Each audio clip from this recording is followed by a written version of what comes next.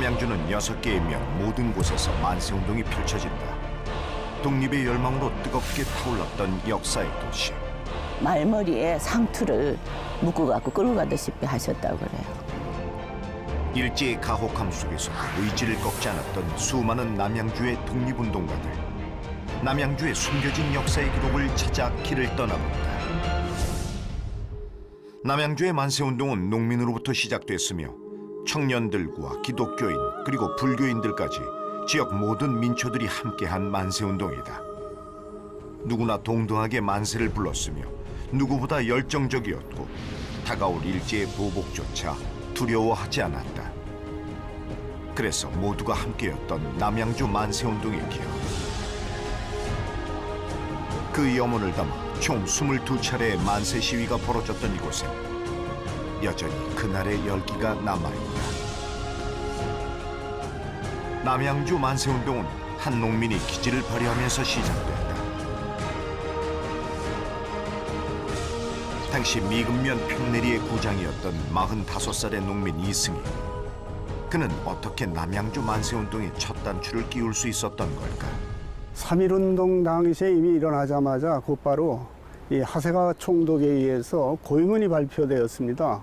이 하세가 총독은 이미 우리 국민들 자체가 이렇게 좀 폭력적인 뭐 이러한 거 평화운동이라고 하지만은 점차적으로 폭력적으로 가게 되거든요.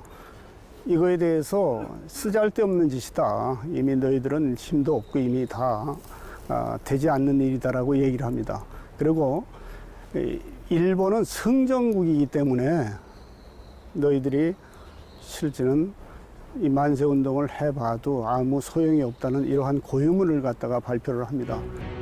그는 동리 주민의 여론과 민심을 잘 알고 있었던 만큼 만세운동에 대한 깊은 고민에 빠져 있었다.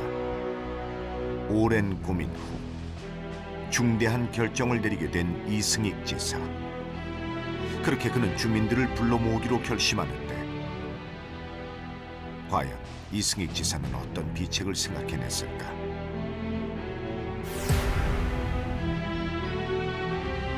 구장인 그의 호출에 100여 명의 사람들이 하나둘 몰려들기 시작했다. 그리고 그의 손에 들린 의문의 문서 하나. 그는 잠시의 망설임도 없이 문서의 내용을 읽어내려가기 시작하는데 국민들은 쓸데없는 유언비어에 열중하며 되지도 않는 일에 광분하지 말라. 제국은 전승국이므로 이란 합병에 관하여 조금도 변명의 여지가 없다. 만세운동을 고민하던 그가 일제의 입장을 대변한다. 만세운동 확산 방지를 위해 기관장들에게 배부한 일제의 고유문을 발표한 이승익.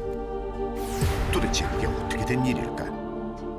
일제의 그 하세화 총독이 고유문을 발표한 이러한 것을 보면서 좀 굉장히 좀 안 좋게 생각을 하는 거죠. 우리가 독립을 할 만한 자격이 있는데 또 이러한 것을 보여줌으로 인해서 이 조선민족이 일제 체화로부터 벗어날 수 있다라고 하는 이러한 생각을 가지고 주민들을 모으고 명목으로 모아놓고서 많은 사람들을 자기를 따르게 했던 거죠. 이걸 기회로 해서 이 양주군에서 이 3.1운동이 그 촉발될 수 있는 기회가 돼 있기 때문에 이 이승익 선생님의 그 공이 굉장히 크다라고 할 수 있겠습니다. 남양주의 첫 만세운동. 일경의 제지를 받은 시위대는 이러한 말을 남기기도 했다. 2천만 동포가 조선의 독립을 기뻐해 만세를 부르는 것은 당연하다. 독립의 시작이 아니라 이미 독립이 됐음을 굳게 믿고 있었던 농민들의 시위였다.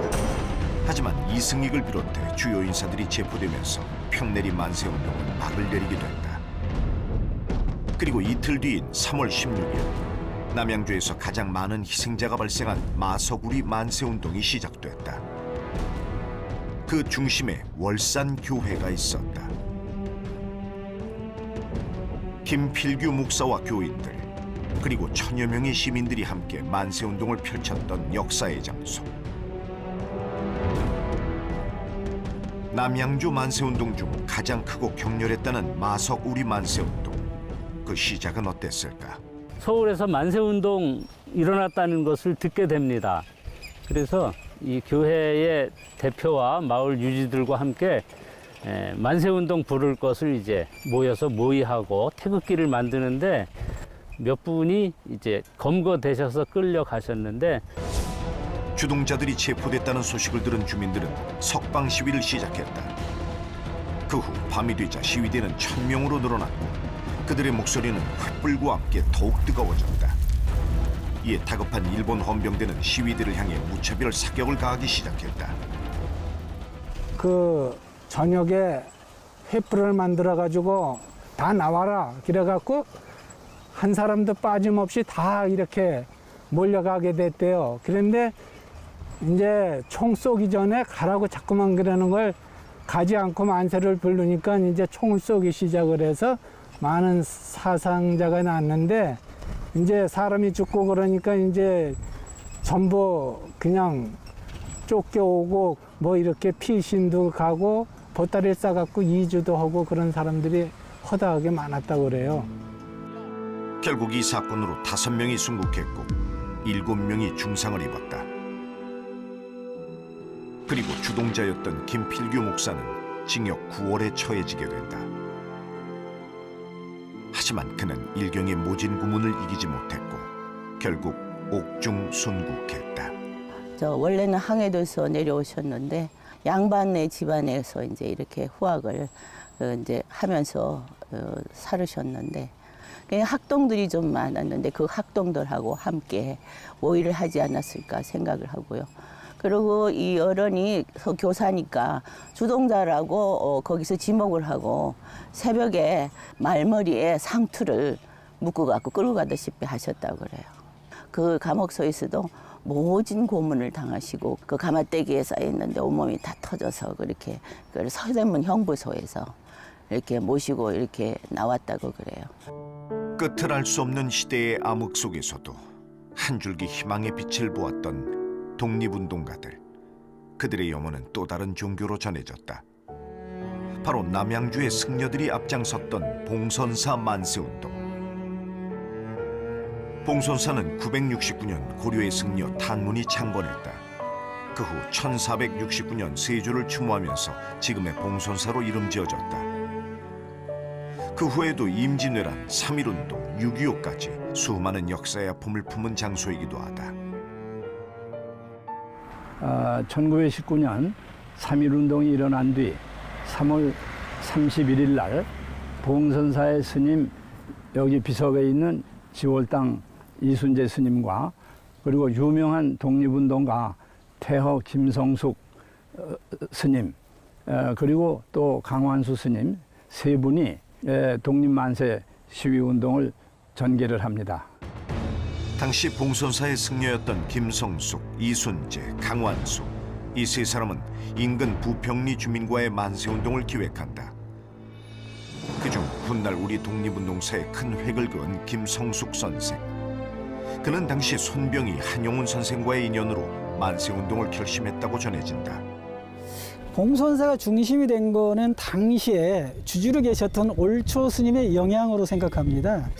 또 스님이 당시에 손병희 선생님과 각별한 인연으로 교류가 깊었다고 들었습니다. 손병희 선생님이 오실 때마다 젊은 스님들이 손병희 선생과 올초 스님의 시봉을 들었다고 들었어요.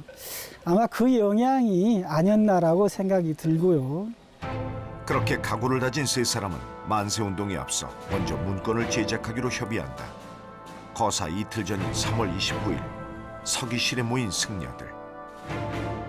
김성숙 선생은 이때 문건 내용을 작성하게 되는데 조선 독립단 임시사무소라는 명의로 경문을 완성한다. 당시 경문 내용을 살펴보면 지금 파리 강화회의에서는 12개국의 독립이 결정되었다. 조선도 이 기회에 극력운동하면 독립의 목적을 달성할 수 있을 것이라며 강조했다. 그리고 거주하는 동리의 주민 일동이 그 동리 광릉천 강가에 모여서 독립만세를 부를 것을 촉구하며 경문을 마무리 지었다.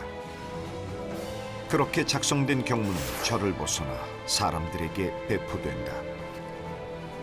꼭 잘 전달해 주세요.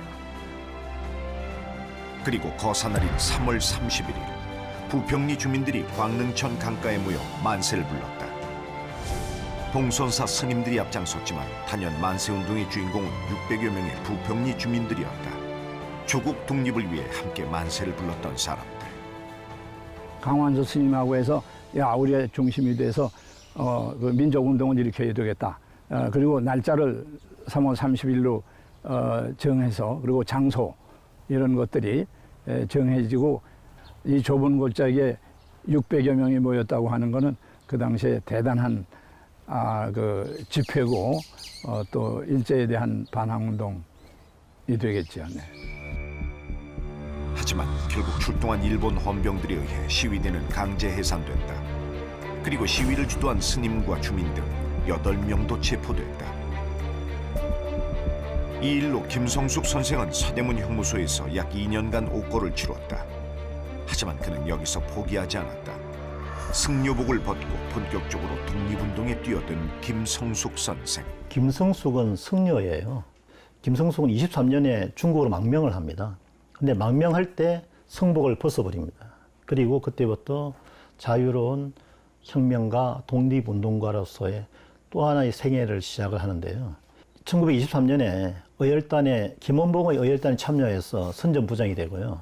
1938년에는 김원봉과 같이 힘을 합쳐서 조선 의용대를 조직합니다.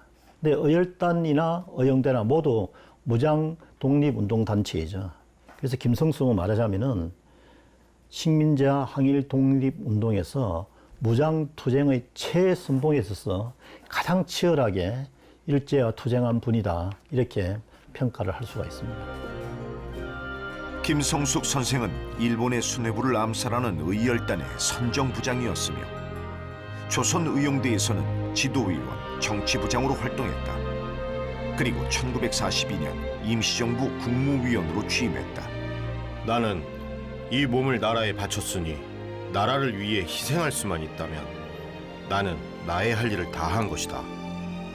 임시정부가 45년 12월에 황국하죠. 돌아오죠. 그 직전에 국무회의가 열리는데 거기서 김성숙 선생이 대단히 중요한 제안을 합니다. 약법 3장이라고 그러는데요. 임시정부가 돌아가서 좌우의 모든 정당, 단체, 인물을 다 포용을 해야 된다. 이들과들도 잘해서 궁극적으로 좌우의 통합과 통일의 중심에 임시정부가 역할을 해야 된다는 제안을 하고 이것이 국무회의에서 받아들여집니다. 마지막까지도 나라의 안위를 걱정했던 김성숙 선생. 하지만 그는 이승만, 김구등 우익진영과 좌익진영 모두를 비판한 뒤 가난하게 살다 생을 마감했다. 그리고 김성숙 선생이 활동했던 의열단에 숨겨진 비화. 와부 같은 경우 아니면 여기 화도 월산이 같은 경우 1000명이라는 사람들이 했다는 것은 이건 어마어마한 거거든요. 경기도가 아주 이게 만세운동의 기운이 성했는데 그 중에서도 그 남양주가 정말 돋보였었다. 남양주의 뜻을 가진 여러 대중들이 있었다라는 데 의미를 두고 싶습니다. 그것은 남양주를 대표하는 독립운동가 이석영 선생과 연결되어 있다. 이석영 선생은 선조 때 영의정을 지낸 이항복의 후손으로 명문가의 자손이었다. 6 형제 모두 독립운동에 앞장섰던 것으로 유명했던 이석영 선생의 집안. 그 시작은 형제 중 한 명이 서간도로 가서 독립운동 기지를 세우자는 제안으로부터 시작됐다. 그 독립운동 기지가 바로 김원봉 등 의열단의 독립운동가들을 배출한 신흥무관 학교다. 그리고 이를 제안한 사람은 독립운동가 이회영 선생이었다. 그때 이회영 동생, 넷째 동생이죠. 이회영이라는 분이 그 무장 투쟁할 수 있는 독립군 기지를 만들기 위해 가지고 만주를 갔다 오게 되죠. 그리고 나서 그 무장 투쟁할 수 있는 독립군 기지를 갖다가 우리 그 육형제들이 그 독립을 위해 가지고 적극적으로 헌신해야 되지 않겠는가. 그래서 회의를 하게 되는 거죠. 거기 회의에서 육형제가 뜻을 같이 모아 가지고 만주로 가게 되는 거라 볼 수가 있습니다. 형제들이 독립자금으로 마련한 돈은 현재 가치로 약 600억 원. 그 자금으로 신흥무관 학교가 세워졌고 청산리 대첩, 봉오동 전투를 이끈 인재들이 이곳에서 탄생했다. 형제들 중 가장 활발하게 독립운동을 했던 우당 이회영 선생의 기념관.